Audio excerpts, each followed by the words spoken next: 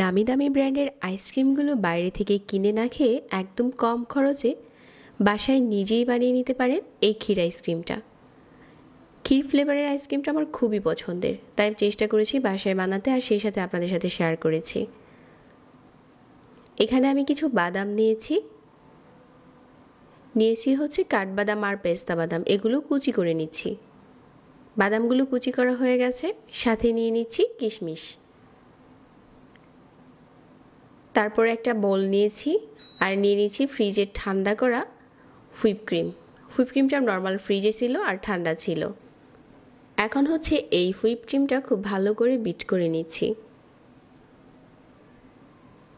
আর whip ক্রিমটা আপনারা যে কোনো সুপার শপে কিনতে পাবেন। এক প্যাকেটের দাম 450 টাকা হতে পারে।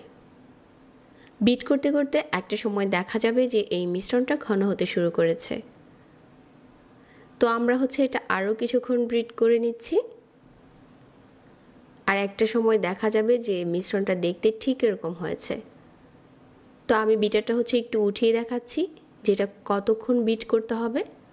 ঠিক এরকম করে বিট করে নিতে হবে, তাহলে আইসক্রিমটা অনেক ভালো হবে। তারপর এখানে 1 কাপ দিয়ে দিচ্ছি মালাই। মালাইটা আমি নিজেই বাসায় তৈরি করেছি। লিকুইড মিল্ক ঘন করেই কিন্তু মালাই বানানো যায়।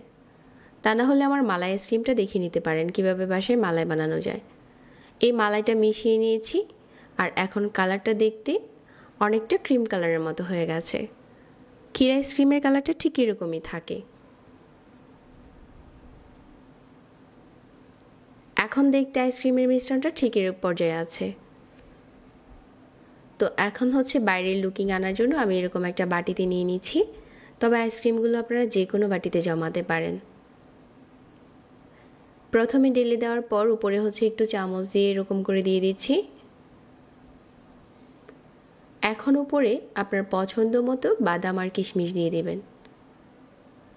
একদম দোকানের কিনা আইসক্রিমের মতো একটা লুকিং চলে এসেছে। এই পর্যায়ে বক্সের ঢাকনাটা লাগিয়ে দিতে পারেন। তবে আজকে হচ্ছে আমি এটা র্যাপিং পেপার দিয়ে মুড়িয়ে নিচ্ছি।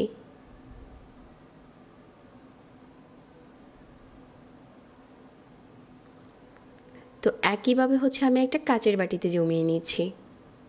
উপরে বাদাম কিশমিশ দিয়ে দিলাম।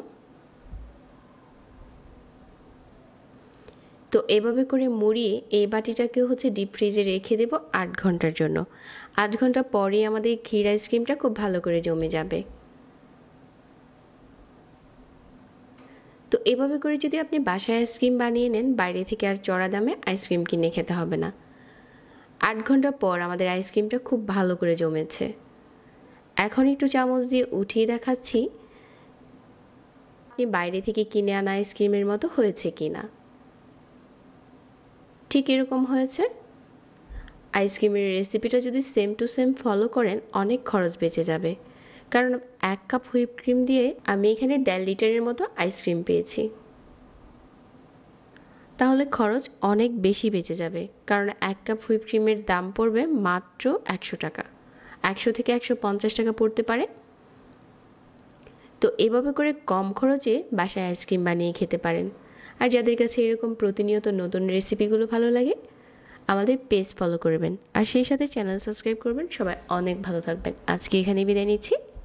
আল্লাহ হাফেজ।